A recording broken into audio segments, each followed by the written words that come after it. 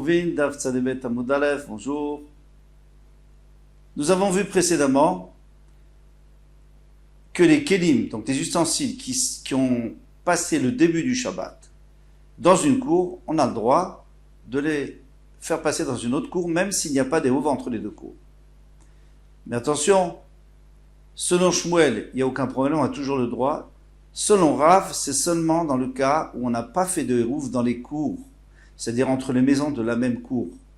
Donc si on n'a pas fait d'éruv, donc il n'y a aucune chance, il n'y a pas beaucoup de chance qu'il y ait des ustensiles qui ont passé le début de Shabbat dans les maisons et qui sont maintenant dans la cour et qu'on risque de se tromper et de les faire passer dans l'autre cour. Alors là, Rav fermé. Mais si on a fait un éruv entre les maisons du même Khatser, à ce moment-là, il y a des kelim dans la cour et on va confondre, on va les faire passer. Shmuel, ça ne dérange pas. Mais Rabbi Yochanan lui dit comme Shmuel. C'est un problème. Pourquoi c'est un problème? On commence en haut. Miam Rabbi Yochanan, est-ce que Rabbi Yochanan dit ainsi? Rabbi Yochanan dit Alakha, Mishnah. L'Alakha, c'est toujours comme une Mishnah où il n'y a pas d'auteur, parce que Rabbi Noah Kadosh a exprès, intentionnellement n'a pas mis d'auteur afin qu'on sache que l'Alakha, c'est comme cette Mishnah. Vitnan, et pourtant, et voilà, il y a une Mishnah qui dit Kotel Shemen Shechatzerot.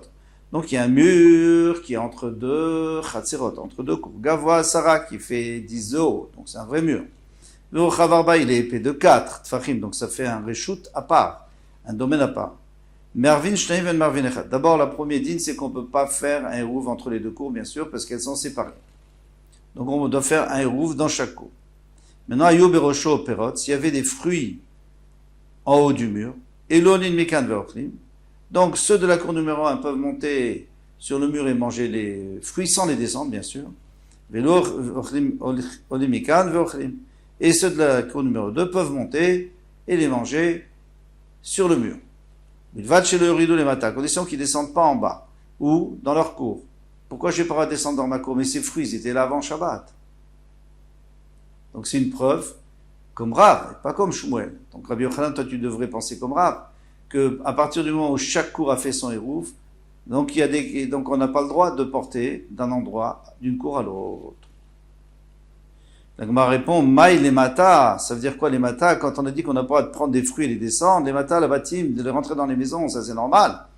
Parce que de rentrer de la cour, puisque ce domaine appartient aux deux cours, donc maintenant moi je fais rentrer de la cour aussi numéro 1 dans ma maison qui est dans la cour numéro 2. Mais ça on n'a pas le droit. C'est sûr qu'on n'a pas le droit, puisqu'on n'a pas fait des rouves entre les cours, puisqu'on ne peut pas faire des rouves entre les cours. Donc ma demande,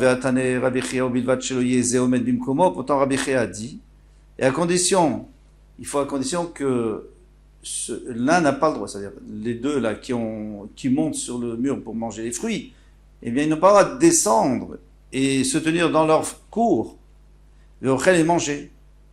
Il ne faut pas que celui d'en face, de la deuxième cour, il fasse la même chose.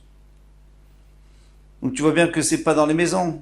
En Marley, il lui a dit Vechi Rabbi Loshna, Rabbi Chia Minailo. Mais si Rabbi il n'a pas enseigné ça dans la Mishnah, il n'a pas précisé qu'on parlait qu'il rentrait, qu'il y avait un interdit de descendre dans sa cour et de manger, alors Rabbi Chia d'où il sait? Rabbi Chia lui c'est le Talmid de Rabbi Noah Kadosh.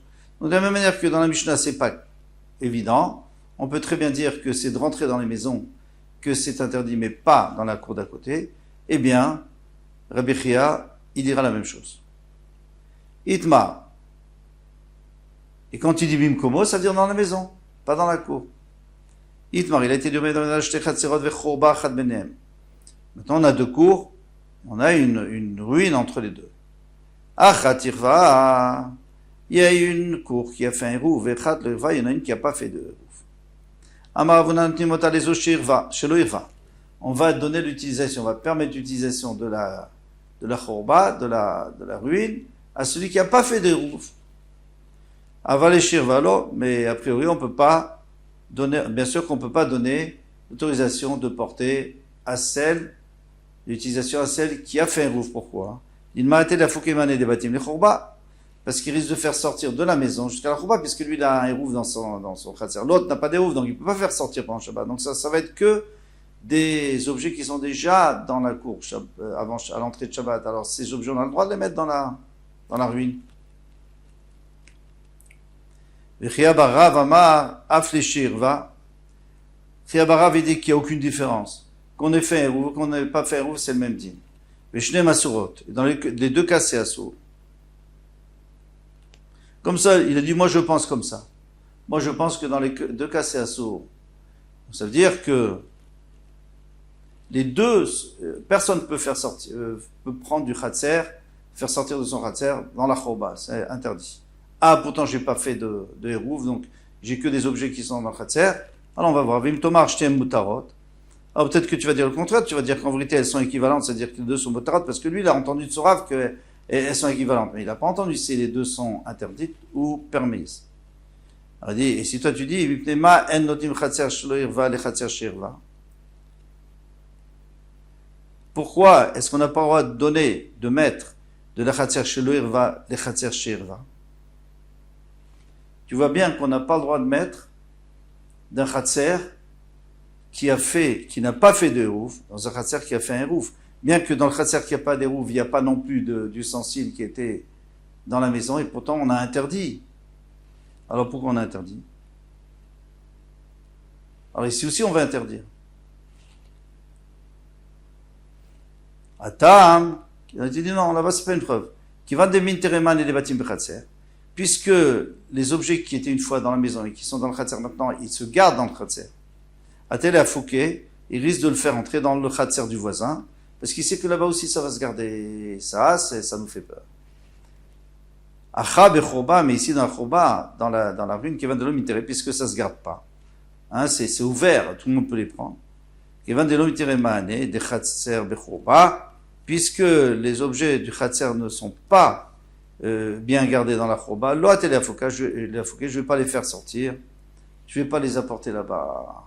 Donc, on n'a pas fait de xéra pour quelque chose qui n'est pas fréquent. Et c'est pour ça qu'on va permettre. D'après le premier pshat, Chiabarav lui pense que les deux sont interdites.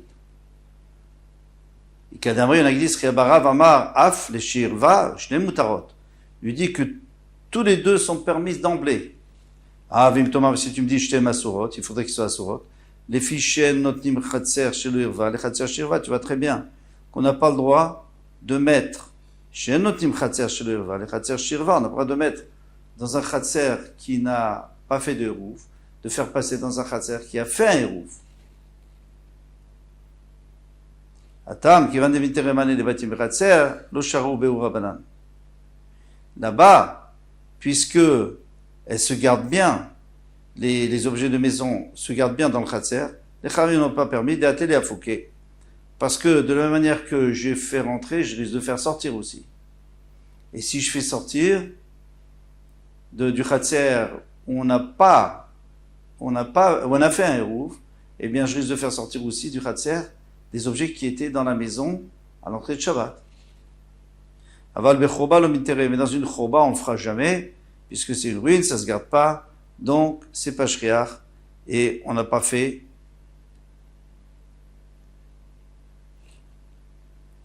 de xéra.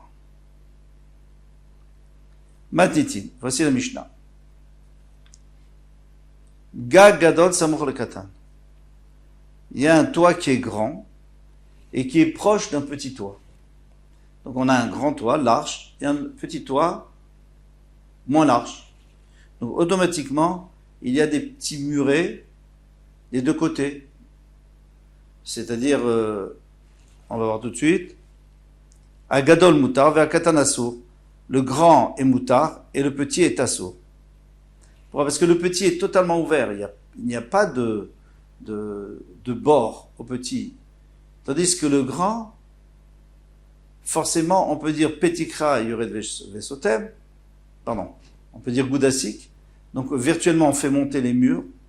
Et comme le grand, il est plus large que le petit, donc il y a comme deux murs qui montent des deux côtés. Comme dans le khatser qu'on va voir tout de suite. Donc le grand est moutar parce que le grand est fermé, il y a juste une ouverture, mais l'ouverture qui passe sur le petit, elle fait moins que diamot. Si elle fait plus, alors non, ça va pas, c'est ouvert. Vers katan assour. Et dans le katan, il est interdit de porter parce que dans le petit, Le petit, il est ouvert totalement sur le grand. Donc il est paroutz, il n'a pas de fermeture du tout. Chatser gdola shenifretza lektana. Maintenant, si on a une grande cour, le même cas. Une grande cour qui a été ouverte vers la petite. Gedola muteret, la grande, elle est muteret, pourquoi? Parce qu'il y a deux petits rebords, deux petits murets de chaque côté, puisque la petite est plus petite. Et encore une fois, il y a moins que 10 amot de large. Viktana asura, et la petite est asura. Mipne shik et pitra shek gdola, parce que la petite, elle est considérée comme la porte de la grande. Donc la grande est fermée, et la petite est ouverte. Donc la petite est interdite. La Gemara va développer tout ça. Lama les limites nétarté, et pourquoi on a eu besoin d'enseigner les deux? Pourquoi on a besoin d'enseigner les deux cas? Le cas du Torah et le Torah des cours. C'est exactement la même chose. Il y a deux cours, une grande et une petite, et deux Torah, un grand et un petit. La seule différence, c'est que dans les cours, il y a des petits murets réels, il y a des cloisons réelles, tandis que dans le Torah, c'est imaginaire. C'est le mur d'en bas qui monte, on dit boudassik, on le fait monter, comme s'il y avait... Bon, alors, qu'est-ce que dit la Gemara? Les Rav, Katane, Gag, Doumia, de Khatser. D'après Rav, on a voulu comparer le toit au Khatser. C'est pour ça qu'on a mis les deux. C'est pour dire que le toit, il a les mêmes caractéristiques que le Khatser. Ma Khatser, Minkira, Mechitsata, de la même manière que le Khatser, il faut que sa Mechitsa soit visible, bien entendu. On la voit, parce que dans un Khatser, il faut qu'il y ait une vraie Mechitsa de 10 Tfachim de haut. Avgag, Namim, Mika, Mechitsata. Le toit aussi, il faut que les deux toits soient un tout petit peu éloignés pour qu'on puisse voir la Mechitsa. Mais si c'est collé, on ne voit pas la Mechitsa. Pourquoi? Parce qu'on ne voit pas les murs. Quand on ne voit pas les murs, on ne peut pas dire good, asik. On ne peut pas dire qu'on fait monter virtuellement les murs. On ne les voit pas, ils sont collés. Puisque deux maisons sont collées. Donc il faut que les maisons, il y ait un petit intervalle qui permette de voir le mur et d'imaginer qui monte. Ça, c'était la Khumra de Rav, qui lui disait que les maisons devaient être un petit peu séparées. Mais Shmuel, que lui disait, même si les maisons sont collées, on sait qu'il y a un mur, et on l'imagine, qui monte. Les Shmuel, Gagdoumia de Khatser, le mur, il sera comme le Khatser. Ma Khatser des Kadar, c'est l'Arabim, de la manière que Khatser, les gens passent, Avgagnami des Kadar, c'est l'Arabim. Eh bien, le mur aussi, on parle dans le cas où les gens passent. Et si les gens passent, qu'est-ce qui se passe? Eh bien, ils annulent les mechitzot. Parce qu'en réalité, il y a une mechitza entre la petite et la grande cour. Entre le petit mur et le grand mur. Bien sûr qu'il y a une mechitza. Pourquoi? Parce que d'après Shmuel, il n'y a pas de problème. Mais même si les deux maisons sont collées, il y a quand même, on peut dire boudassik. On peut dire que les murs des deux maisons montent. Même si on ne voit pas, mais on les imagine. Alors dans ce cas-là, chaque khatser est fermé. On pourrait porter dans la petite et la grande, et c'est la même chose. Non. Pourquoi non? Parce que tout le monde passe. Alors tu peux me dire qu'il y a des murs imaginaires quand tu passes sans arrêt. Et tu pourrais pas passer s'il y avait des murs. Donc ça détruit les murs, même d'après Shmuel. Yativ Rabba. Donc c'est pour ça qu'on a eu besoin de mettre les deux, pour nous apprendre un chidouche d'après chacun. Yativ Rabba Verabizera. Rabba et Rabizera, ils se sont installés pour réfléchir. Verabba Barafranan. Viativ Abaye Kavayo, et aussi Abaye est allé avec eux. Viatve Vekambre. Et ils se sont assis, donc ils se sont installés, Vekambre, ils ont dit, Shma minami matitin, on peut déduire de cette Mishnah, Diurek dola bektana, ven diurek tana begadol. Alors, Diurek dola bektana, ven diurek tana begadol.